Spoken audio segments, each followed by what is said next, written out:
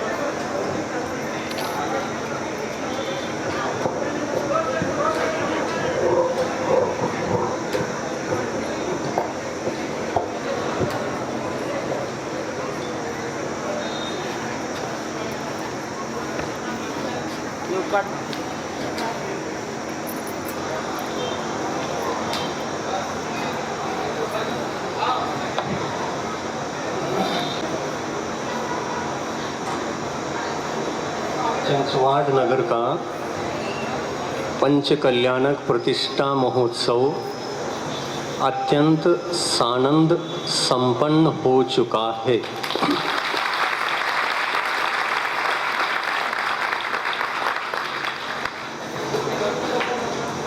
भगवान भी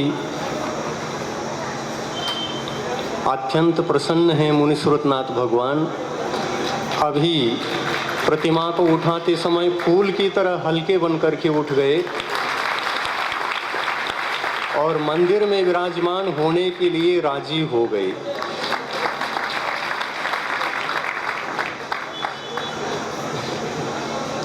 इस युग के आदि में हैं जिनकी गणना हम संख्या में नहीं कर सकते और अनंत की संख्या में इस तीन लोक के शिखर पर सिद्ध शिला के ऊपर यानी और ज्यादा बहुत ऊपर अंतिम वात वलय में जा करके ये भव्यात्माएं विराजमान हो जाती हैं। आदिनाथ भगवान की आत्मा ने महान काम किया। इस युग के आदि में क्या क्या किया था, इस मानव समाज को, मानव मात्र को, पृथ्वी पर रहने वाले त्रियंच और मनुष्यों को किस प्रकार के उपकार को उन्होंने किया था। 5 दिन तक आप लोगों ने इस मंच पर प्रत्येक उनके कार्यक्रमों को जो उन्होंने उस युग में किया था आपने साक्षात आंखों से देखा।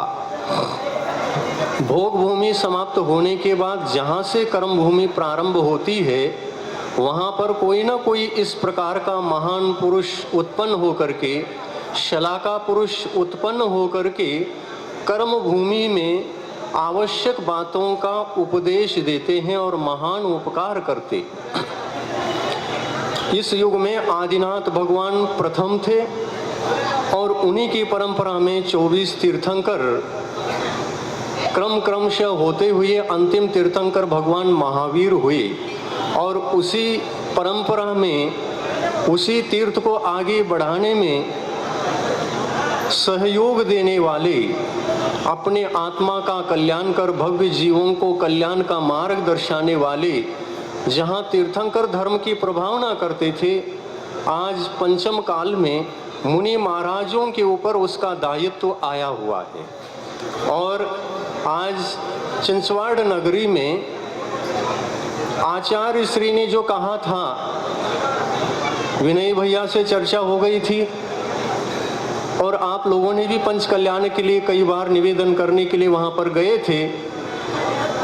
मध्य प्रदेश का पंचांग अलग होता है और महाराष्ट्र का पंचांग अलग।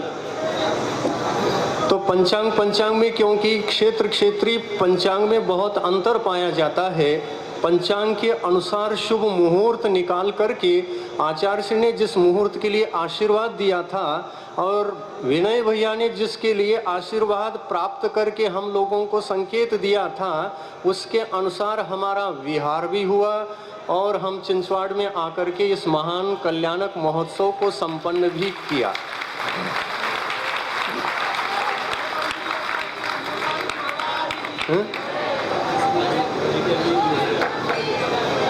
इसके माध्यम से यहाँ आने के पश्चात कुछ समय शेष रहा।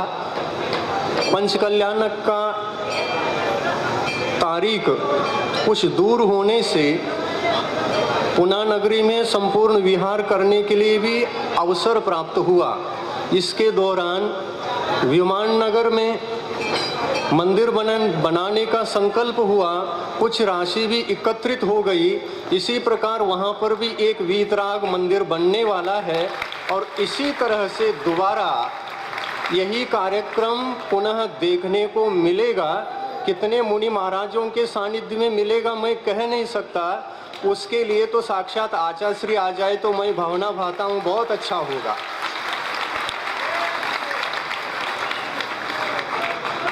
एक मंदिर का शिलान्यास हो गया, वो खराड़ी वीरोदय 2 में शिलान्यास हो गया। वीरोदय 1 का भी रुका हुआ है, थोड़ा सा काम शेष है, उसका भी हो जाएगा।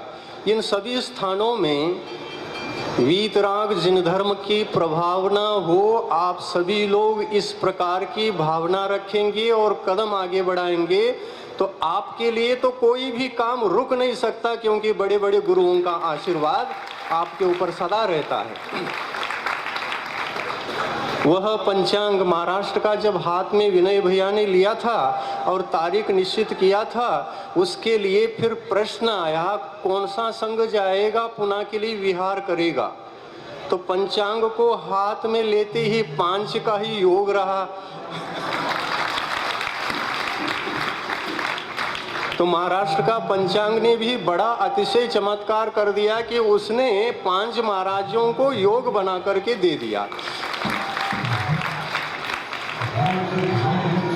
बहुत अच्छा कार्यक्रम हुआ। मेरा पुना नगरी में पंच कल्याणक के संदर्भ में आने का और देखने का, सानिध्य देने का ये दूसरा अवसर है। इसके भीतर हमको इस बार बहुत आनंद आया पहली बार से, क्योंकि वो एक व्रतोपदेश संस्कार जो था इसके बीच में मुझे इस बार वह बहुत अच्छा लगा, क्योंकि उसमें जो विकार आए थे उनको दूर करने से मुझे बहुत बहुत अच्छा लगा। सम्यक दर्शन की रक्षा के लिए ऐसे कार्यक्रम होना चाहिए। सम्यक दर्शन के पालन के लिए श्रावकों को और मुनियों को दोनों को विचार करना चाहिए। अगर किसी क्रियाकलाप में लोकमूर्ता के विषय आकर के प्रविष्ट होते हैं तो आप लोग उसको धर्म समझ करके आगे बढ़ाते हैं, लेकिन ये सारी बातें ज्ञानी मुनि महाराज, ज्ञानी आचार्य परमेष्टि, ज्ञानी साधु परमेष्टि और प्रतिष्ठ आचार्य जो ज्ञानी होते हैं, आगम का ज्ञाता होते हैं, वो सोच विचार करके हर कार्यक्रम को संपन्न कराते हैं। अपने तरफ से विचार करके कोई भी कार्यक्रम अज्ञान के माध्यम से करने पर बहुत बड़ी हानि होती है। उसकी गलत की ही एक परंपरा चल पड़ती है और इस परंपरा को रोकना बहुत आवश्यक है अपने आत्म कल्याण के लिए। आत्मा का कल्याण सम्यक दर्शन, सम्यक ज्ञान, सम्यक चारित्र को निर्वाह करने पर होता है। और विशेष रूप से श्रावक अपने जीवन में संयम का धारण तो नहीं कर सकता, वो असंयम ही रहता है। भले ही अनुव्रत धारण करे, त्रस हिंसा का त्याग कर स्थावर हिंसा को रखता है तो वह भी असंयम की कोटि में कहलाता है। वह असंयम होने के कारण श्रावक चारित्रवान तो नहीं कहलाता, परंतु चारित्र की ओर बढ़ने के लिए उसकी पूरी आस्था रहती है, पूरा प्रयास रहता है, पूरी साधना जुटा लेता है। छठ कायिक जीवों में से स्थावर कायिक जीवों को छोड़कर, मतलब स्थावर कायिक जीवों को भी मैं अनावश्यक रूप से हिंसा नहीं करूंगा, इस प्रकार संकल्पी होता है। अनावश्यक स्थावर हिंसा नहीं करता और आवश्यक त्रस हिंसा को भी वो छोड़ नहीं सकता, क्योंकि अनुवृत्ति बनने के बाद खेती, उद्योग, व्यापार इत्यादि जब करता है तो इन कार्यों में त्रस हिंसा भी रुकती नहीं, लेकिन संकल्पी हिंसा का मैं त्याग करूंगा। इस प्रकार अनुव्रत, स्थूल अनुव्रत को ग्रहण करके वह संकल्प पूर्वक होने वाली हिंसा को जब रोकता है तो उसका अनुव्रत का स्टेज प्रारंभ होता है। धीरे धीरे आगे बढ़ते हुए वह आरंभी हिंसा को और उद्योगी हिंसा को और कौन सी हिंसा, विरोधी हिंसा को भी छोड़ने का विचार मन में रखता है और इन हिंसा को कम करते हुए सीढ़ियां चढ़ता है। इन सीढ़ियों को 11 प्रकार से चढ़ता है। प्रथम प्रतिमा दर्शन प्रतिमा, दूसरी प्रतिमा व्रत प्रतिमा। दर्शन और व्रत, इन दोनों प्रतिमाओं में वह अत्यंत परिपक्व होता है। पहली प्रतिमा में ही वह सब प्रकार के मिथ्यात्व को त्याग कर, अंधश्रद्धा को त्याग कर, अंध रूढ़िवादों को त्याग कर सर्वप्रथम वह सम्यक दृष्टि बनता है। यह जैन धर्म रूढ़िवादी धर्म नहीं है, अंधविश्वासी धर्म नहीं है, एक वैज्ञानिक धर्म है, विचारक धर्म है। इसमें कोई भी अनर्थकारी और व्यर्थ जो क्रियाकलाप होते हैं उसके लिए स्थान नहीं है। और इसलिए सोच विचार करके सम्यक दर्शन की कितनी लोक मूर्ताएं, सम्यक दर्शन के कितने दोष हैं और उसमें क्या क्या आते हैं, ये देख करके अपने अनुष्ठानों में ऐसी कोई चीज रह गई हो तो उसको दूर करके, उसको अलग करके शेष अनुष्ठान को अपनाना, ये विवेकपूर्ण क्रिया कहलाती है। ऐसी विवेकपूर्ण क्रियाएं जहाँ होती हैं वहाँ पर रत्नत्रयधारी मुनियों का सानिध्य मिलना और धर्म की प्रभावना होना कोई कठिन बात नहीं होता है। और यही बात यहाँ पर विशेष रूप से हमने इस पंच कल्याणक में देखा और मुझे बहुत आनंद आया। 20-22 बालकों के मस्तक पर पिंची से आशीर्वाद दे करके जैन धर्म के संस्कार इनमें अच्छी तरह से आए। ये मैंने जो अंतरंग से भावना भाई है, उन 22 बालकों का कल्याण अवश्य सम्यक दर्शन करेगा और वह उन 22 आत्माओं को स्वर्ग ले जाएगा, इसमें कोई शंका नहीं है।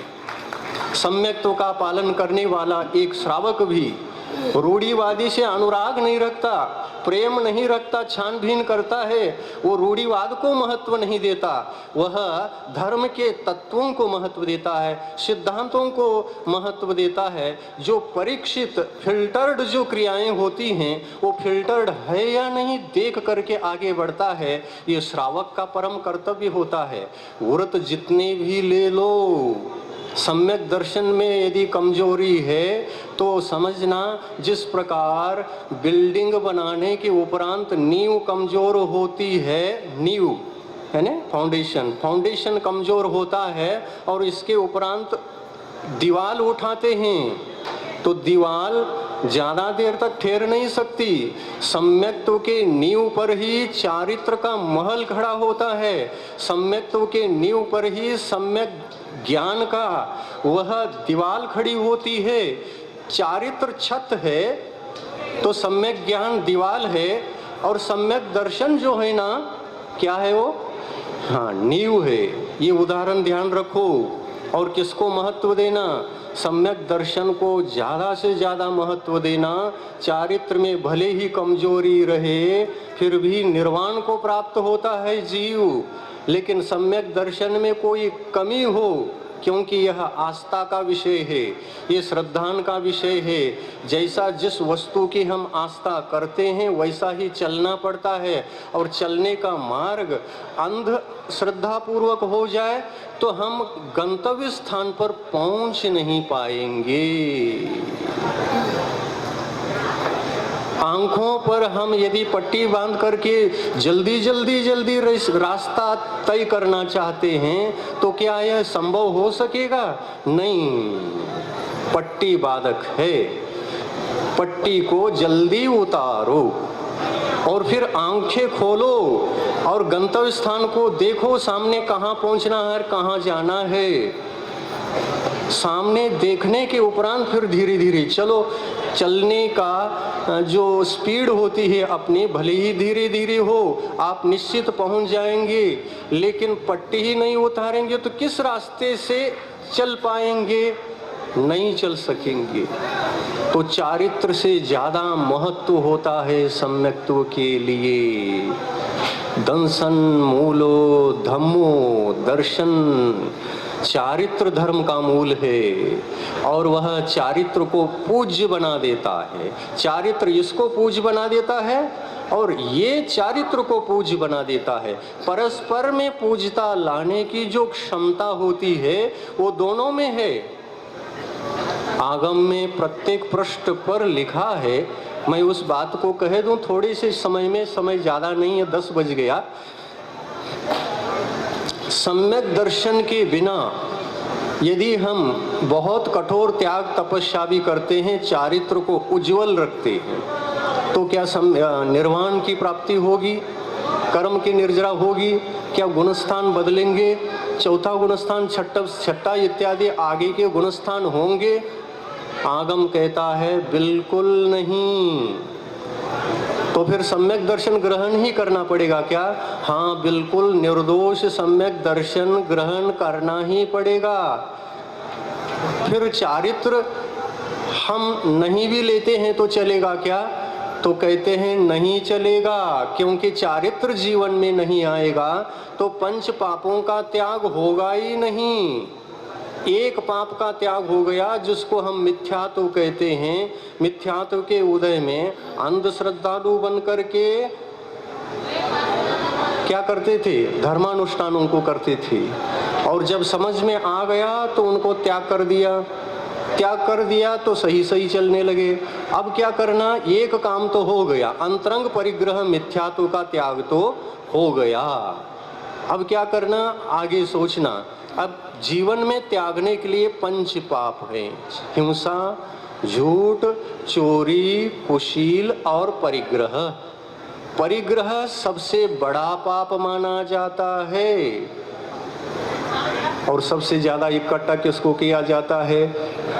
कौन से पाप को? परिग्रह पाप को। देखो, ये परिग्रह पाप यदि जीवन में नहीं रहेगा तो उस सम्यक्त्व के साथ संयम आएगा, इंद्रिय संयम आएगा और प्राणी संयम आएगा। इंद्रिय संयम और प्राणी संयम परिग्रह के त्याग के बिना नहीं आते, और ये परिग्रह त्याग हुए बिना अंतरंग कषायों का त्याग नहीं हो सकता। अंतरंग क्रोध, मान, माया, लोभ, ये 4 कषायें हैं जो अंतरंग पाप हैं। ये कषायें बाह्य पदार्थ की ओर उन्मुख होती हैं। लोभ कषाय कहती है इतना पर्याप्त नहीं, परिग्रह थोड़ा और कमा लो और संग्रह करो और इकट्ठा करो, और इकट्ठा करते करते जीव को कभी तृप्ति नहीं मिलती, और इकट्ठा करते समय भी जीवों का घात होता है। ये जीवों का घात प्राणी असंयम है, और ये प्राणी असंयम परिग्रह के सद्भाव में नियम से अपनाना ही पड़ता है। परिग्रह है तो प्राणियों की रक्षा नहीं हो सकती। त्याग करते करते एक श्रावक एक लंगोटी भी बचा लेता है तो प्राणी संयम की रक्षा नहीं होती, जीव हिंसा बनी रहती है। क्योंकि उस लंगोटी को धोना, उसका स्वामित्व धारण करना, उसके बिना मैं नहीं रह सकता, यह विकल्प परिग्रह, मूर्छा परिग्रह तत्वार सूत्र में कहा है। मूर्छा भाव को परिग्रह कहते हैं। उस लंगोटी का मालिक एक ऐलक भी इंद्रिय संयमी नहीं होते, प्राणी संयम को धारण करने वाले नहीं होते, क्योंकि यह लंगोटी यह इंद्रिय संयम के लिए भी बाधक है और प्राणी संयम के लिए भी बाधक है, क्योंकि इसके माध्यम से जीव हिंसा भी होती है और ये बाह्य पदार्थ होने से ये इंद्रिय विषय है, इसके बिना मैं नहीं रह सकता, ये इसका मैं स्वामित्व धारण करता हूँ, ये मेरा है, मैं इसका हूँ, ये जो बुद्धि होती है उसके बिना नहीं चल सकते, इसलिए वह इंद्रिय संयम में भी बाधक है। क्योंकि वह वस्त्र भी इंद्रिय संयम में बाधा पहुंचाती है और वह इंद्रिय विषय है, इसलिए मुनि महाराज समस्त प्रकार के इंद्रिय विषयों का त्यागी होते हैं। इंद्रिय संयम आने के बाद निर्दोष चारित्र जीवन में आता है और मिथ्यात्व के जाने के बाद निर्दोष सम्यक्त्व जीवन में आता है। ऐसा ही निर्दोष सम्यक्त्व सभी भव्य जीवों के आत्मा में झग झग झग झग चमकता हुआ आ जाए तो इतना भी हो जाए ना तो आचार्य श्री का विहार निश्चित रूप से इस देश में हो जाएगा। हम अटक कहाँ रहे हैं? हम अटक रहे हैं रूढ़िवादों में। उनका विचार चिंतन मनन नहीं कर पा रहे हैं कि ये जीवन के लिए कितना कल्याणकारी और कितना अकल्याणकारी ये क्रियाएं हैं। ये बाह्य क्रियाओं में अटक रहे हैं और उनको धर्म समझ करके, धर्म की उपाधि दे करके हम पर चल रहे हैं। तो ये नहीं, यह जिन धर्म निष्कलंक वैज्ञानिक परिशुद्ध धर्म है, इस धर्म में किसी प्रकार के अंतरंग पाप के लिए और बहिरंग पाप के लिए कोई स्थान नहीं। केवल आत्म कल्याण करो, आत्म कल्याण के पथ पर स्वयं चलो, रत्नत्रय को धारण करो और उस रत्नत्रय के द्वारा जो पर के ऊपर प्रभाव पड़ता है वह प्रभाव सम्यक दर्शन होने से, संयम होने से, चारित्र होने से और अंतरंग में जो जिनागम के अनुसार विद्या प्राप्त की है, ज्ञान प्राप्त किया है, विवेक का ज्ञान जागृत हुआ है, वही है सम्यक ज्ञान। यह सम्यक ज्ञान लोक के अंधकार को हटाने का काम करता है।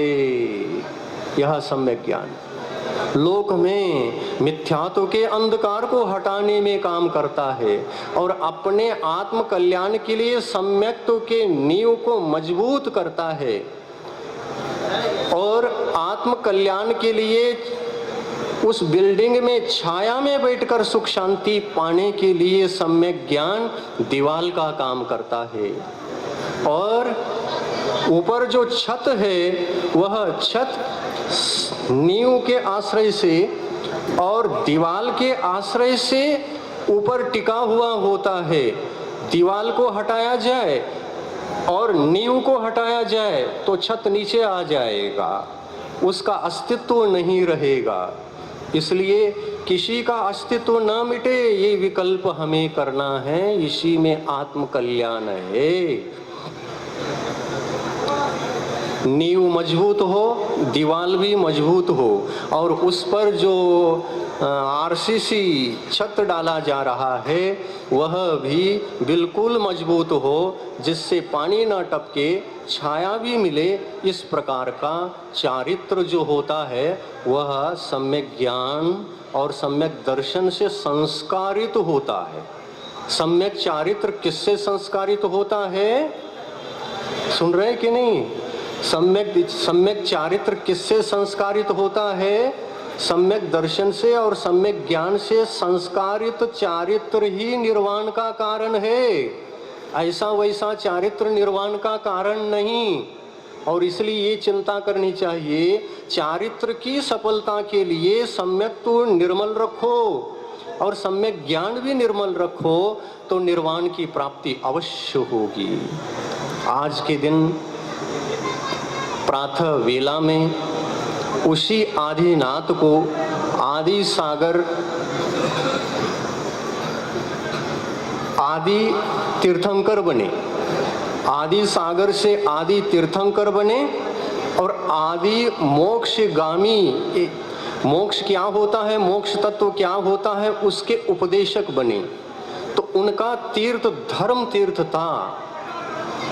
आदिनाथ भगवान ने उपदेश दे करके रत्नत्रय स्वरूप धर्म का धर्म तीर्थ की प्रवर्तना की और उनको आहार देने वाले भाग्यशाली कौन थे? वहां कुर्सी पर बैठे हैं जिन्होंने पड़गाया था। देखो, जो सभी जीवों पर दया करके जीवन भर जिन्होंने लाखों जीवों को बचाया है और अपनी आजीविका के लिए आए हुए धन को जिन्होंने सदुपयोग किया है, उन्होंने संपूर्ण प्राणियों को आज तक अभयदान देने का काम किया है, महान काम किया है। और मेरे संकेत मात्र से उन्होंने जिस पद पर मैं चाहता था उसको सुनाते ही गुरु आज्ञा को आदर्श मानकर, महाराज जो आप कहोगे उसके लिए मैं तैयार हूं, आप जो कहेंगे वही बनूंगा, और वही पद को लेकर के उन्होंने अपना पार्ट निभाया, धर्मार्जन किया, खूब पुण्य बढ़ाया। और कौन सा पार्ट किया? आदिनाथ भगवान को आहार देने का लाभ, जिनको जाति स्मरण हुआ, जिनको जाति स्मरण हुआ, नवदा भक्तियां पता चली और प्रथम बार अपने हाथ से ग्रास रखा आदिनाथ तीर्थंकर के हाथ में और ऐसा पुण्यार्जन किया, ऐसा दाता भी, सुनो, नाटक करने वाला भी हो, चाहे साक्षात हो, कोई भी हो, प्रत्यक्ष वाला भी हो, वो तीसरे भाव में मोक्ष जा सकता है। आज भी पंचम काल में जो मुनियों को आहार दान देते हैं, सत्पात्र दान देते हैं, ऐसा अविरत सम्यक दृष्टि जीव चौथा गुणस्थान वाला जिसने कुछ भी संयम पालन नहीं किया है, केवल एक सम्यक को निर्मल रख करके चला है, सम्यक दृष्टि बन करके रत्नत्रयधारी मुनियों के हाथ में एक ग्रास भी एक दिन आहार दान देता है, तो उसके लिए भी आगम में लिखा है, जिनेंद्र भगवान ने कहा है और आदिनाथ भगवान ने भी कहा था, ऐसा गृहस्थ भी कम से कम 3 भव में और अधिक से अधिक 8 भव में मोक्ष जाता है। और वह ऐसा सम्यक दृष्टि गृहस्थ उस पर्याय से, मनुष्य पर्याय से मरण करके महान रिद्धिधारी वैमानिक देव बनता है और वैमानिक देवों से आकर के वो एक भव से भी मोक्ष जा सकता है। ये भी विधान है आगम में। मोक्ष जाने के लिए कितना सस्ता पड़ गया, कितना शॉर्टकट पड़ गया, लेकिन जिस भव में आप मोक्ष जाएंगे उस भव में तो मोक्ष मुनि बनोगे ना, बनना तो पड़ेगा। मुनि बने बिना तो, दिगंबर साधु बने बिना तो निर्वाण की प्राप्ति होती नहीं है। क्यों ये नियम है ऐसा? ऐसा इसलिए है, वस्त्रादि ये परिग्रह पाप बंध में कारण है, और जो पाप करता है वो पाप कर्म का बंध भी करता है, दूसरे को अभयदान नहीं देता है। दूसरे को अभयदान देना इंद्रिय संयम है। प्राणियों की हिंसा नहीं करना, ये इंद्रिय संयम है। और हो गया, इंद्रिय संयम है और प्राणी संयम है। प्राणी संयम है जीव दया करना, और इंद्रिय संयम क्या है? इसका मोह नहीं रखना, वस्त्रादि परिग्रह का मोह नहीं रखना, मूर्छा भाव नहीं रखना, उसका अधिकार नहीं रखना, उसका ममत्व नहीं रखना। ममत्व का त्याग करना, मूर्छा भाव का त्याग करना, ये अपरिग्रह महाव्रत कहलाता है। यह आगम ग्रंथों में सर्वत्र चर्चा है, इसलिए दिगंबर होना ही पड़ता है मोक्ष प्राप्ति के लिए। अगर आप सिद्ध परमात्मा बनना चाहते हैं तो एक पापमय जीवन को जो 10 प्रकार के परिग्रहों से लिप्त है, उस जीवन को निर्मल बनाने के लिए पंच पापों का मोह त्याग करना पड़ता है। और उन पंच पापों में जो परिग्रह पाप है, सभी पापों का वह बाप है। पाप का बाप कौन? परिग्रह, बाह्य परिग्रह, पाप का बाप। अंतरंग परिग्रह तो है ही। अंतरंग परिग्रह क्यों रहता है? बाहर का बाप है तो अंदर का भी बाप है, और बाहर के बाप को छोड़ने का विकल्प छोड़ोगे तो अंदर का बाप भी चला जाएगा और बाहर का बाप भी चला जाएगा। पाप मात्र से जिनका जीवन मुक्त होता है वो दिगंबर साधु बनता है, और वह जगत कल्याणकारी, विश्व कल्याणकारी, प्रत्येक जीव को सुखी रहने की कामना करने वाला दिगंबर मुनि महाराज इस लोक में सर्वश्रेष्ठ स्थान पर आचरणवान दिखाई देते हैं। आदर्श आचरण एक दिगंबर मुनि में ही हो सकता है। जहाँ परिग्रह है, जहाँ संग्रह है, लोभ लालच है, चिंताएं हैं, व्याधि हैं, बाधाएं हैं, वहाँ पर आत्मा निर्मल कैसे हो सकती है? आत्म साधना नहीं हो सकती। आज बड़े बड़े शिविर लगा करके ध्यान करने के लिए गृहस्थ पहुँचते हैं, क्यों? शांति नहीं मिलती घर में। वो अशांति का कारण क्या है? परिग्रह। और परिग्रह घर में रख करके उसका स्वामित्व आत्मा में धारण करके, मन में धारण करके ही ध्यान करने के लिए शिविर में अटेंड होते हैं। और ध्यान में बैठ तो जाते हैं वो, लेकिन जिसको त्यागा नहीं उस ओर 10 बार चक्कर लगा करके ध्यान में आता रहता है, फिर भी आनंद रहता है। ओ हो, कषाय मंद होने से थोड़ी सी विशुद्धि जरूर बढ़ जाती है, थोड़ी सी विशुद्धि बढ़ जाती है और ध्यान में मन लग जाता है, और उसी को ध्यान समझ बैठते हैं आप। वो ध्यान नहीं है। जो ध्यान होता है वहाँ मन परिग्रह की ओर चक्कर लगा के नहीं आता, वह उन विकल्पों से दूर रहता है। परिग्रह के विकल्पों से जिसका मन अत्यंत दूर है वो कौन है इस दुनिया में? एक दिगंबर मुनि तो है। अहिलक महाराज को भी ध्यान की सिद्धि नहीं होती, क्योंकि एक वस्त्र मात्र भी अपने ध्यान को विकारित बना सकता है। देखो दिगंबर मुनि क्या होते हैं और परिग्रहवान जीव क्या होता है, इससे समझ में आता है। दिगंबर मुनि को तो इस पृथ्वी के एक परमाणु मात्र से भी मोह नहीं रहता, इतने महान रहते हैं। इस जगत को, इस परिग्रह को, इस माया को केवल देखते हैं और जानते हैं, देखते हैं, जानते हैं। इसमें मोह ममता को प्राप्त नहीं होते। ये अपने मन को वश में रखते हैं। ये मन का विजय है, और यह मन का विजय आत्म कल्याणकारी होता है। जिसका मन परिग्रह की ओर चक्कर लगाता है वो आत्म विजयी, मन विजयी कैसे हो सकता है? नहीं होता।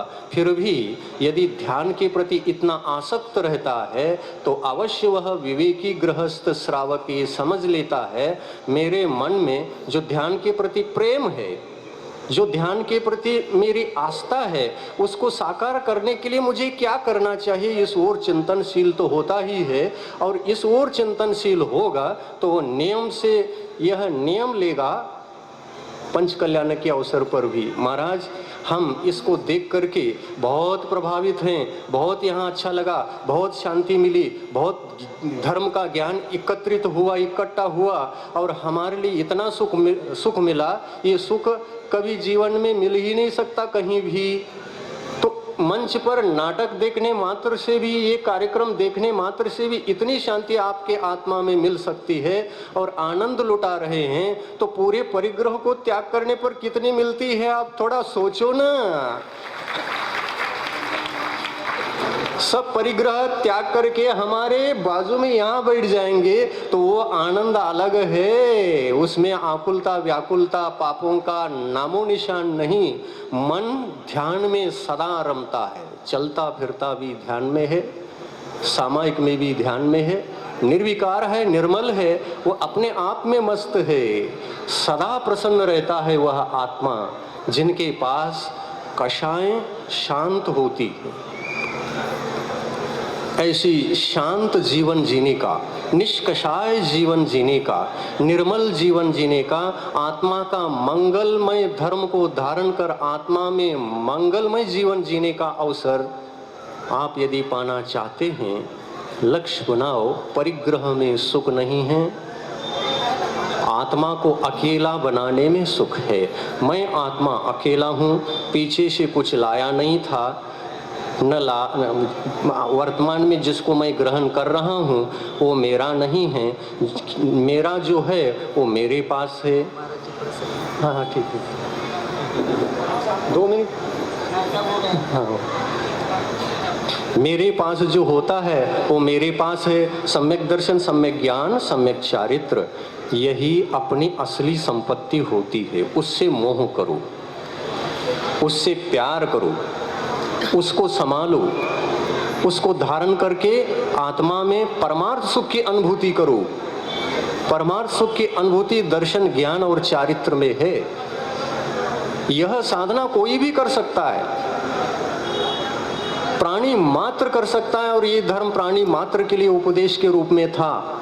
दिगंबर मुनि कौन बन सकता है? म्लेच्छ खंड से आने वाले बड़े बड़े राजा लोग भी यहाँ आकर के भरत चक्रवर्ती के साथ जो आए थे, वे मिथ्या दर्शन, मिथ्या ज्ञान, मिथ्या चारित्र को त्याग करके सम्यक दर्शन, सम्यक ज्ञान, सम्यक चारित्र रूपी इस धर्म को स्वीकार किया था। ये रत्नत्रय स्वरूप धर्म ही विश्व धर्म है, जो कल्याणकारी है, जो निर्वाण की प्राप्ति करा देता है, आत्मा को अनंत सुख की उपलब्धि करा देता है, आत्मा अनंत सुखी होता है। यही विश्व धर्म है। और बाकी मिथ्या दर्शन, मिथ्या ज्ञान, मिथ्या चारित्र को तो अधर्म कहाँ है? वो विश्व का अधर्म है। विश्व का अधर्म मिथ्या दर्शन, मिथ्या ज्ञान, मिथ्या चारित्र, और विश्व का सबसे बड़ा धर्म सम्यक दर्शन, सम्यक ज्ञान, सम्यक चारित्र। इसको कौन सा मनुष्य धारण नहीं कर सकता? सबके लिए अधिकार है। इसको धारण करके, पालन करके, अपनी आत्मा को निर्मल बना करके, आज जैसे सुबह सुबह प्रातः वेला में आदिनाथ भगवान को मोक्ष की प्राप्ति, आयु जब कम होने लगती है ना, आयु खत्म होने को आती है, तीर्थंकर भगवान का अकाल मरण नहीं होता। आयु कर्म एक तरफ समाप्त होता रहता है, और एक ओर अपने योग निरोध के माध्यम से श्वासोश्वास आदि समस्त क्रिया अपने आप रुकती है, और इसी को योग निरोध क्रिया कहते हैं। ये ध्यान तृतीय शुक्ल ध्यान के माध्यम से होता है, और चतुर्थ शुक्ल ध्यान में वे जब जा करके प्रतिष्ठित होते हैं तो उसका काल कितना रहता है? मोक्ष प्राप्ति का काल तो इतना ही, कितना? 5 अक्षरों का उच्चारण करने में जितना समय लगता है, और हम उच्चारण करेंगे तो ज़्यादा समय लगता है। श्रुत केवली जो उच्चारण करते हैं उतना समय। कौन कौन से अक्षर? अ, ई, उ, री और उलरी। अ, ई, उ, री, री, जल्दी उच्चारण करना और स्पष्ट उच्चारण करना। इतने इसमें जितना समय लगा उसको भी अंतर मुहूर्त कहा है। उस अंतर मुहूर्त काल में घाती कर्मों को तो पहले से ही नष्ट किया था, परंतु आघाती कर्मों को भी वे केवली भगवान आयु कर्म की समाप्ति के साथ साथ समस्त 3 प्रकार के उन आघाती कर्मों को नष्ट करके सिद्ध अवस्था को प्राप्त करते हैं। आज आप लोगों ने पूजा करते समय वही देखा।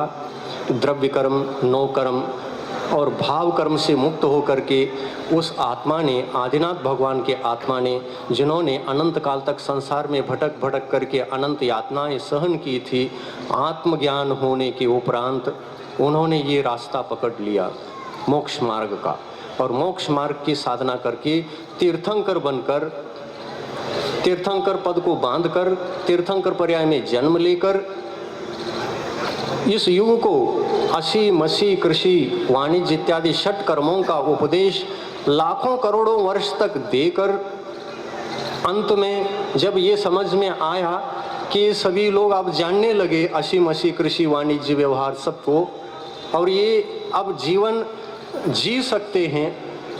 भौतिक जीवन जीने की कला भी मालूम नहीं थी, अब ये जी सकते हैं, ऐसा विचार करके संसार से निवृत्त होने वाले ही थे। परंतु होने से पहले ही इंद्र को विकल्प हुआ। इंद्र को विकल्प हुआ 84 लाख पूर्व में से 83 लाख पूर्व वर्ष संसार में व्यतीत हो गए और अभी भी तीर्थंकर को वैराग्य नहीं हो रहा है। क्या मामला है? अब भव्य जीवों का कल्याण कैसे होगा? 1 ही लाख वर्ष पूर्व शेष रहा है भव्य जीवों का कल्याण। ये परमार्थ का उपदेश और भी महान होता है, इसको समझना बहुत कठिन होता है। जीव धीरे धीरे समझते हैं परमार्थ के क्षेत्र के विषय को, और उसका उपदेश देने के लिए भरपूर समय चाहिए। और परमार्थ का उपदेश आदिनाथ भगवान को देना है, लेकिन वैराग्य नहीं हो रहा है। क्या करें? तो वैराग्य की प्राप्ति के लिए उनको नाटक करना पड़ा, इंद्र को नाटक करना पड़ा। और ये एक नीलांजना के माध्यम से जिनकी आयु अल्प थी और नृत्य करवाया, और उस नृत्य को देख करके 12 भवना का चिंतन आदिनाथ को शुरू हुआ। ये संसार अनित्य है। ये नीलांजना जिस प्रकार से अपने आयु को समाप्त करके अभी चली गई, मेरी आयु भी तो अल्प रही होगी। देखा, ओह 84 लाख वर्ष में से मेरे 83 लाख वर्ष निकल गए हैं। अवधि ज्ञान तो था ही। 83 लाख वर्ष निकल गए हैं और थोड़ा सा ही बाकी रहा। नहीं, मुझे भी अब परमार्थ की साधना के लिए प्रयास करना चाहिए। परमार्थ की साधना मेरा आत्म कल्याण है, और तीर्थंकर पद जो यह बंधा है मेरे परिणामों से ही बंधा है। जनता का भी कल्याण होना है, परमार्थ का उपदेश देना भी मेरे जिम्मेदारी पर है। ऐसा कहकर वैराग्य हुआ। वैराग्य होते ही वे देवगण उतर आए। किसी के वैराग्य में उतर के नहीं आते। आपको अभी भी वैराग्य होगा तो वो देवलोग आने वाले नहीं हैं।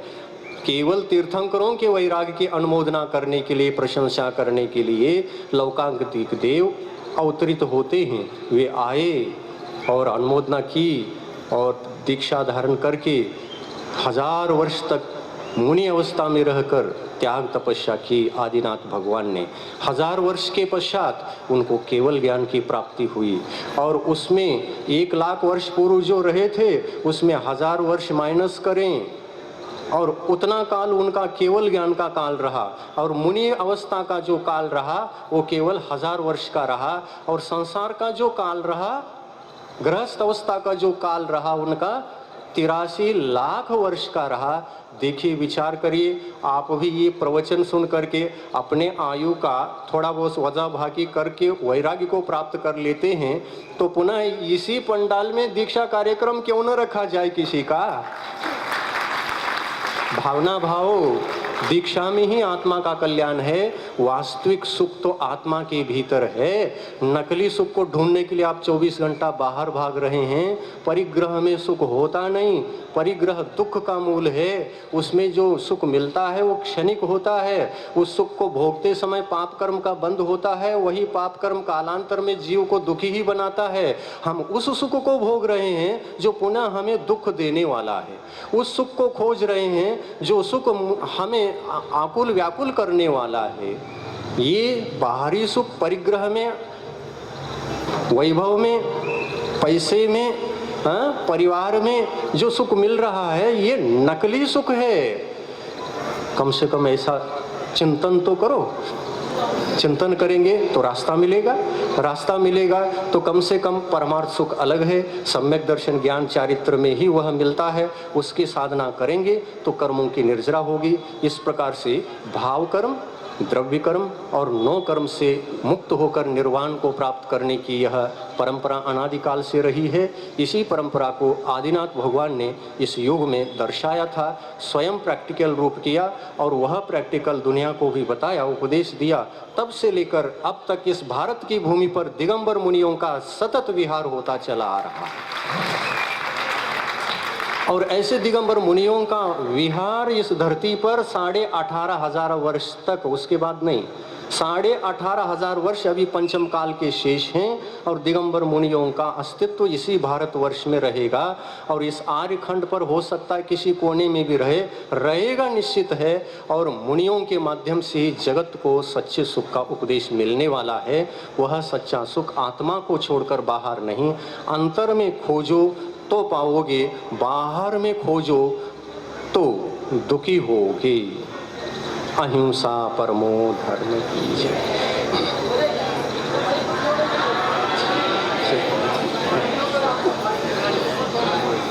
जिनवाणी बोले। प्रभु देव तुम्हारे पवित्र मुख से निसृत जो शीतल वाणी, जग जन मन के मल को धोती, अतः कहाती जिनवाणी। जयवंतो माँ जग में तब तक जब तक सूरज चांद रहे, शीश नवाते कर्म हरो माँ, अब तक हम विषयांध रहे, अब ना हम विषयांध रहे। जिनवाणी माता की जय।